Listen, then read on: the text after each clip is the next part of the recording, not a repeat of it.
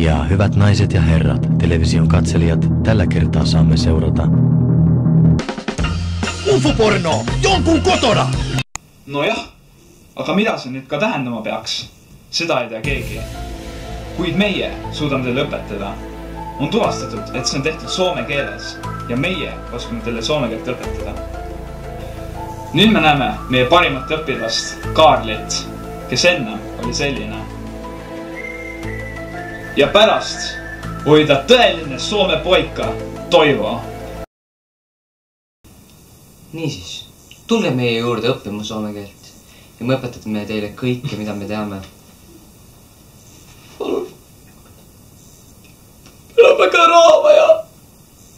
Palun. Kas keegi elektriarve maksis ära või? Kurat, Kaupo, sul ainult üks töö.